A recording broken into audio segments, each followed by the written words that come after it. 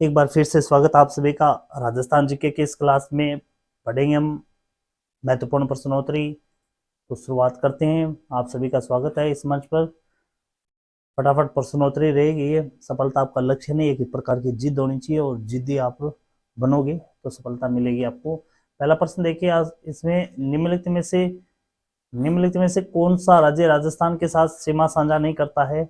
राजस्थान के साथ सीमा साझा करने वाले कौन कौन से आते हैं? पंजाब आता है, हरियाणा आता है, यूपी, एमपी और गुजरात, ये क्षेत्र है वो राजस्थान के साथ राज्य सीमा लगाते हैं।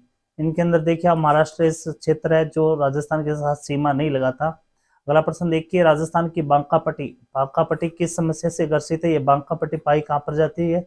ये नागौर क्षेत्र में पाई जाती है। नागौर की कुबड़ पट्टी के नाम से प्रसिद्ध है। ये नागौर की कुबड़ पट्टी के नाम से प्रसिद्ध है। तो यहाँ पर सबसे ज्यादा फ्लोराइड की अधिकता के कारण यह बांकापट्टी के नाम से प्रसिद्ध क्षेत्र है।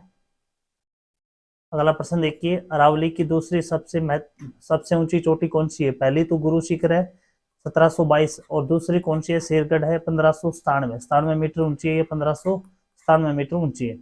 अगला प्रश्न है, राजस्थान के किन जिलों में सबसे ज्यादा आरक्षित वन्य क्षेत्र वे क्षेत्र होते हैं जिसमें ज्यादातर क्या होती है? कीमती लकड़ी वाले वनों को इसमें आरक्षित किए जाते हैं। तो ये सबसे ज्यादा क्षेत्र आते हैं उदयपुर और चित्तौड़गढ़ में। अगला प्रश्न देखिए, शेरगढ़ वन्यजीव अभयारण्य किस जिले में आता है? तो शेरगढ़ वन्यजीव अभयारण्य ये 12 जिले के अंदर है। 12 जिले के अंदर शेरगढ़ दुर्ग दो जगह, एक तो 12 जिले और दूसरा है धौलपुर के अंदर, लेकिन शेरगढ़ वन्यजीव अभयारण्य 12 जिले के अंदर आता है। याद रखिए इस चीज को, 12 जिला रहेगा इसका उत्तर बी। अगला प्रश्न देखिए, राजस्थान में निम्नलिखित में से किस जिले में वार्षिक वर्षा में अधिकतम विषमता पाई जाती है? तो सबसे ज्यादा वर्षा है वो राजस्थान के किस जिले में होती है? झालावाड़ जिले के अंदर। सबसे ज्यादा वर्षा वाला जिला कौन सा है? झालावाड़ जिला है। और स्थान की बात करें तो माउंट आबू। लेकिन सबसे कम वर्षा जो अधिकतम विषमता पाई जाती है वो पाई जाती है जैसलमेर जिले के अंदर। तो ये क्षेत्र किस श्रेणी में आता है? ये शुष्क श्रेणी के अंतर्गत आता है।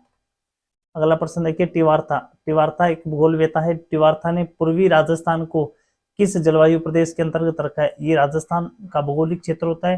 राजस्थान के इस क्षेत्र को, ये पूर्वी राजस्थान है, पूर्वी राजस्थान को किस जलवायु प्रदेश में रखा है? तो पूर्वी के लिए उन्होंने एक शब्द यूज किया है CAW। इस क्षेत्र में, इस जलवायु के अंदर पूर्वी राजस्थान को रखा गया है टिवार्था के द्वारा। अगला प्रश्न देखिए, अजान बांध किस जिले में है? तो अजान बांध है राजस्थान के भरतपुर जिले के अंदर। याद रखिए, अजान बांध ये लोहागढ़ दुर्ग को पानी देता है। ये भी आप याद रखिए, अजान बांध से ही लोहागढ़ दुर्ग को पानी मिलता है। उत्तर रहेगा इसका अजान बांध। प्रश्न नंबर अगला देखिए, निम्नलिखित में से कौन सी लिफ्ट नहर और लाभान्वित जिले दिए गए? तो लिफ्ट नहर किसमें? ये IGNP की लिफ्ट नहर है, IGNP इंदिरा गांधी नहर परियोजना। तो ये कुंवर सेन लिफ्ट नहर है। ये किसको पानी देते हैं? ये गंगनौर और बीकानेर क्षेत्र को लाभान्वित करती है। कुमाराम आर्य योजना ये सावा और हनुमानगढ़ को अपनी योजना जल से संबंधित एक योजना शुरू की गई है। अपनी जल योजना कुंभाराम लिफ्ट नहर से ही पानी मिलता है अपनी योजना को। तो इसके अंदर सुमेलित नहीं है पूछा गया, ये रहेगा अपना उत्तर। डॉक्टर करनी सिंह लिफ्ट नहर बीकानेर और जोधपुर को, जयनारायण व्यास लिफ्ट नहर ये जैसलमेर और जोधपुर को लाभान्वित करती है।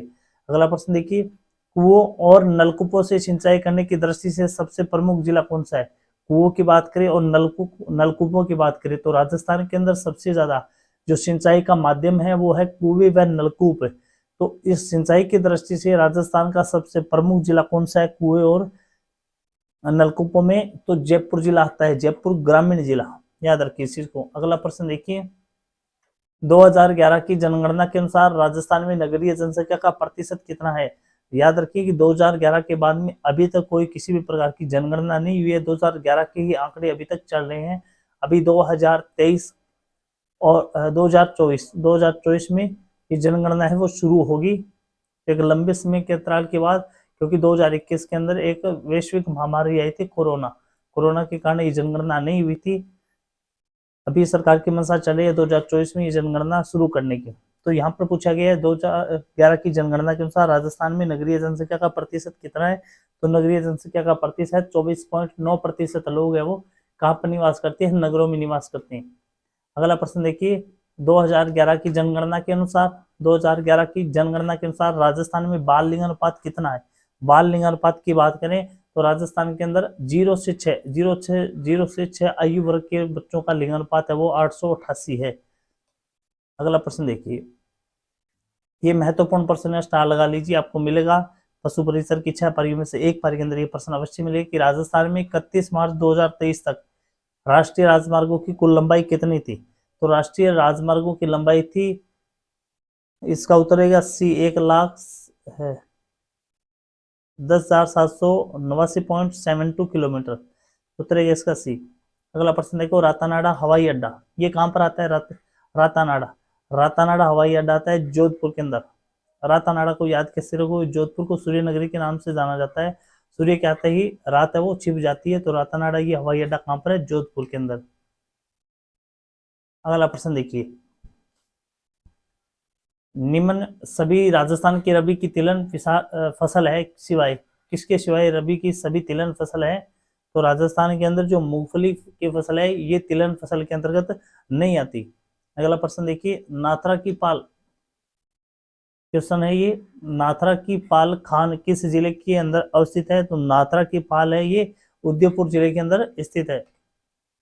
अगला प्रश्न देखिए, रिको ने महिंद्रा ग्रुप के सहयोग से राजस्थान के कहा बहु उत्पाद संयंत्र स्थापित किए हैं। तो बहु उत्पाद संयंत्र स्थापित किए हैं रिको के द्वारा। ये राजस्थान में सबसे ज्यादा कहां पर स्थापित किए गए, ये जयपुर जिले के अंदर, उत्तर है इसका जयपुर। अगला प्रश्न देखिए, राजपूताना शब्द का प्रयोग सर्वप्रथम कब किया गया और किसने किया था। राजपूताना शब्द का सर्वप्रथम प्रयोग किया था जॉर्ज थॉमस ने। किसने किया था, जॉर्ज थॉमस ने किया था। और कब किया था, ये सन 1800 ईस्वी के अंदर किया था। अगला प्रश्न देखिए, बीजक की पहाड़ियां मौर्यकालीन स्तूप चैत्य का एक खंड है जिसका निर्माण बारी बारी से लकड़ी के 26 स्तंभों और ईंट के चूने के पत्थर से प्लास्टर किए हुए पैनलों से हुआ है। ये कहाँ स्थित है। प्रश्न ये पूछा गया, बीजक की पहाड़ियां मौर्यकालीन स्तूप चैत्य का खंड राजस्थान में कहां पर है।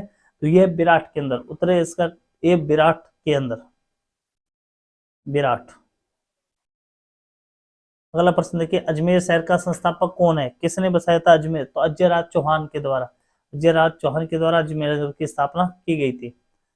सन 750 से 1000 ईस्वी के दौरान राजस्थान और अधिकांश उत्तरी भारत पर निम्नलिखित में से किसने शासन किया था।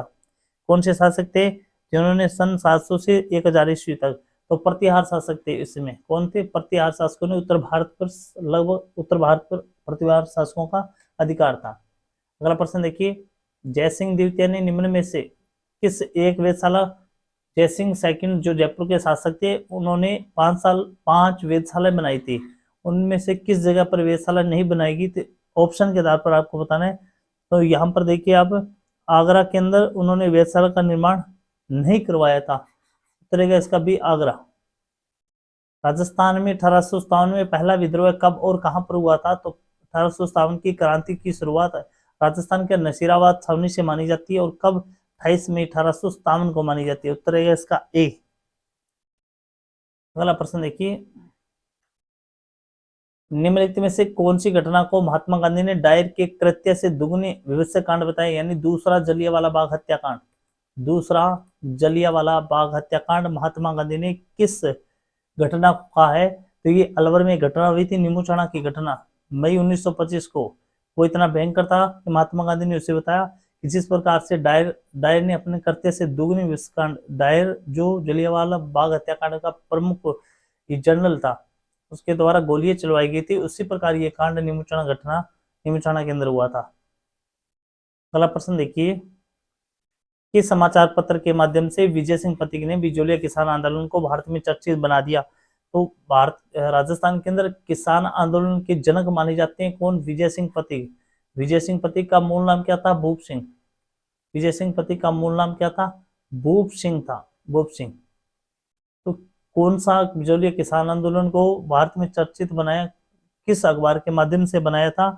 तो प्रतीक जी के विजय सिंह प्रतीक ने प्रताप नामक अखबार के माध्यम से, प्रताप नामक अखबार के माध्यम से। अगला प्रश्न देखिए, उदयपुर में परोपकारिणी सभा किसने स्थापित की थी? उदयपुर के अंदर परोपकारिणी सभा की स्थापना करने वाले थे स्वामी दयानंद जी सरस्वती, स्वामी दयानंद सरस्वती। अगला प्रश्न देखिए, दक्षिणी राजपूताना के छोटे राज्यों को एकीकृत करने के लिए किसने हड़ौती संघ बनाने का प्रस्ताव किया था? हड़ौती क्षेत्र के अंदर कौन कौन से क्षेत्र आते हैं? कोटा आता है, बूंदी, बारां, झालावाड़, ये क्षेत्र आते हैं।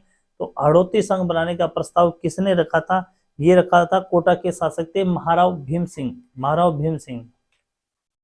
अगला प्रश्न देखिए, राजस्थान महिला परिषद की स्थापना उदयपुर में 1947 में किसके द्वारा की गई थी? तो ये महिला परिषद की स्थापना, राजस्थान में महिला परिषद की स्थापना शांता त्रिवेदी जी के द्वारा की गई थी 1947 के अंदर। अगला प्रश्न देखिए, साहित्य और साहित्यकार के युग्मक में से असंगत को छांटिए। तो राजप्रकाश है ये किशोरदास जी के द्वारा लिखा गया, पाबू प्रकाश है मोड़जी आशय के द्वारा, अमर सार जी पंडित जीवाधर के द्वारा। यहाँ पर देखिए राजवल्लभ महाराणा कुंभा के द्वारा नहीं लिखा गया, यद्यपि महाराणा कुंभा एक कुशल लेखक भी थे, कुशल लेखक भी थे। उन्होंने राजस्थान के अंदर 84 में से 32 दुर्गों का निर्माण करवाया था। स्थापत्य कला के जनक भी कहे जाते हैं महाराणा कुंभा। अगला प्रश्न देखिए, हिंदी बोलने वालों की संख्या की दृष्टि से राजस्थान देश में स्थान में, हिंदी बोलने वालों की संख्या की दृष्टि से राजस्थान देश में स्थान पर है। कौन से स्थान पर है? जो इस रेगिस्तानी राज्य को हिंदी पट का हृदय बनाता है, तो राजस्थान का इसमें दूसरा स्थान आता है, उतरेगा इसका ये दूसरा। विष्णोई संप्रदाय के प्रवर्तक माने जाते हैं, विष्णोई संप्रदाय के प्रवर्तक जाम्बोजी माने जाते हैं। उनका प्रसिद्ध मेला वो मुक्तिधाम मुकाम बीकानेर में भरता है, मुकाम बीकानेर के अंदर भरता है। इन्होंने विष्णोई संप्रदाय की स्थापना की थी और 29 नियमों का प्रतिपालन किया था। अगला प्रश्न देखिए, राजस्थान संस्कृति में ओलंदी क्या होता है? ओलंदी जब नववधु के साथ जाने वाली कोई लड़की या स्त्री होती है उसे कहते हैं ओलंदी। नववधु के साथ जाने वाली लड़की या स्त्री होती है उसे किस नाम से जाना जाता है? ओलंदी के नाम से जाना जाता है। अगला प्रश्न देखिए, औचित्य भेदा भेदवाद, औचित्य भेदा भेदवाद का संबंध किस संप्रदाय से है?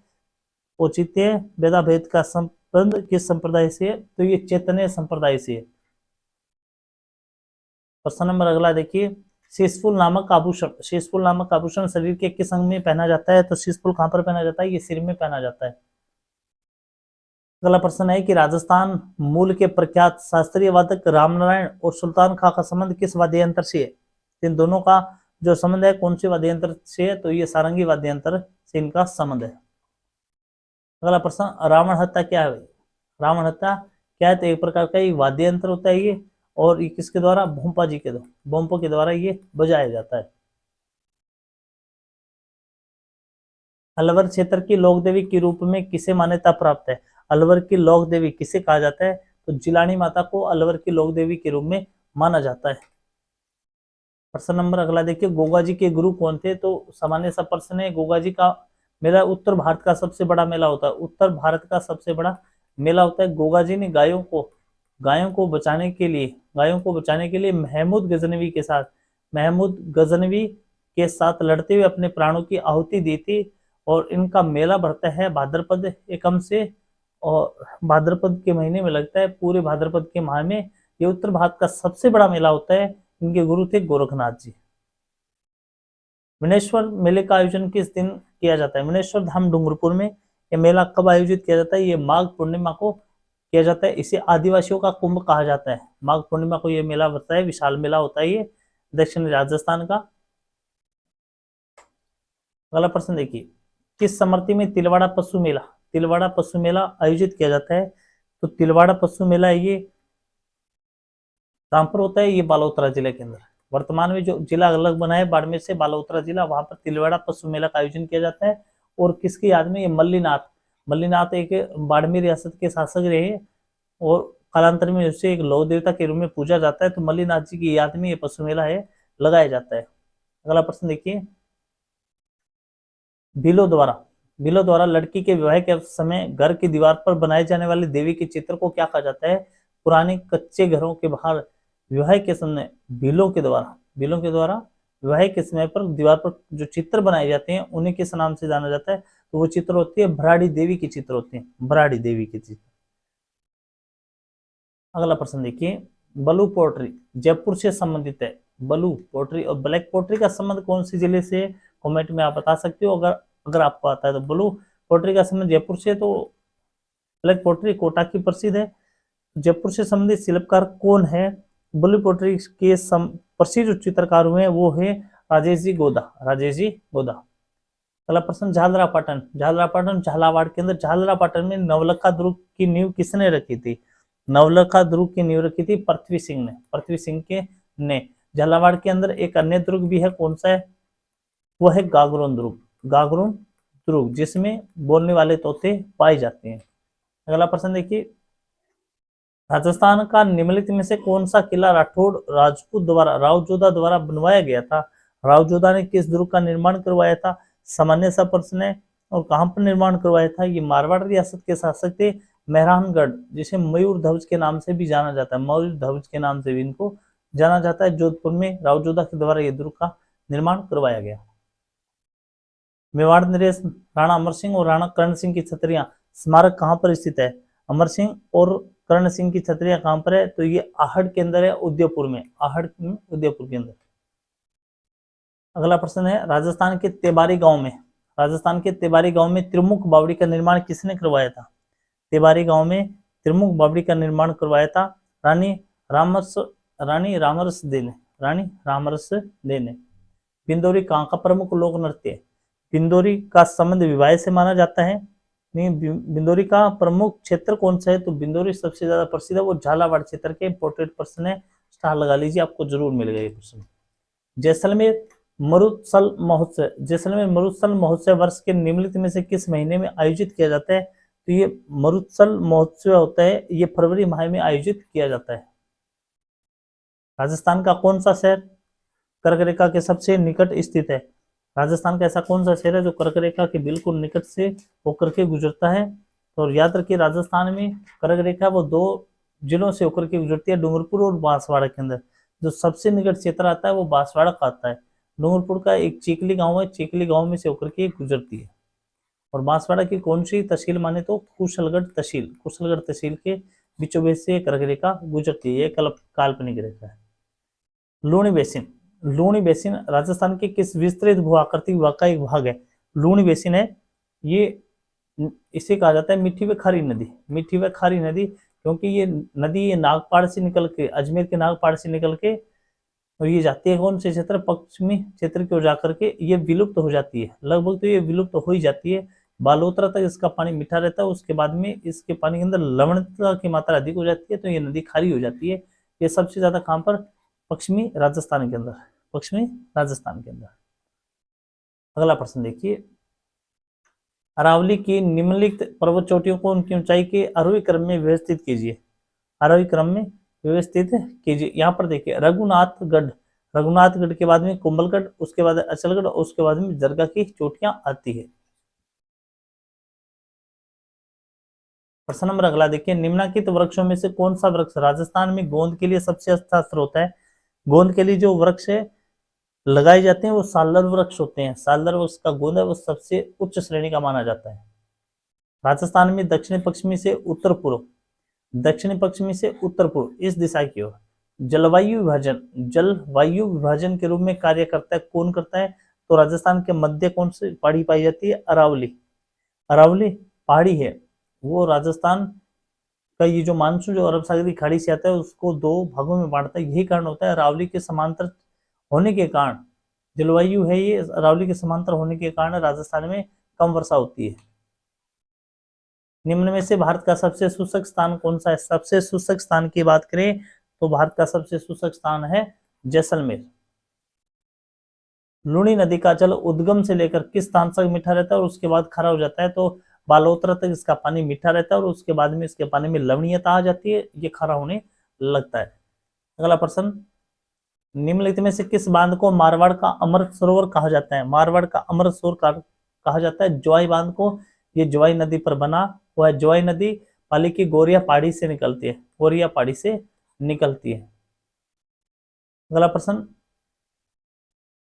निम्नलिखित में से कौन सा सुमेलित नहीं है? एक तरफ सिंचाई परियोजना और दूसरा जिला दिया गया है। तो यहाँ पर पांचना ये करौली से, मानसी वाकल का संबंध उदयपुर से, औराई चित्तौड़गढ़ से और गुडा का बूंदी से। यहाँ पर भी इसका ऑप्शन रहेगा। अगला प्रश्न देखिए, राणा प्रताप सागर सिंचाई परियोजना किस नदी पर स्थित है? राणा प्रताप सागर सिंचाई परियोजना, ये बांध राणा प्रताप सागर बांध है, ये चंबल नदी पर बना हुआ है, उसी से ये सिंचाई परियोजना सुचारू है। अगला प्रश्न, 2011 की जनगणना के आंकड़ों के अनुसार राजस्थान में जनसंख्या वृद्धि दर कितनी है? तो राजस्थान में जनसंख्या वृद्धि दर है वो 61.44% है। तो आज की सीरीज में जो महत्वपूर्ण राजस्थान जीके के हमने क्वेश्चन किए हैं, पशु परिचर की भर्ती के लिए बड़े महत्वपूर्ण होने वाले हैं। तो आपको अच्छे प्रश्न लगे हैं तो लाइक शेयर जरूर कर दिया करो दोस्तों। जय हिंद, जय भारत।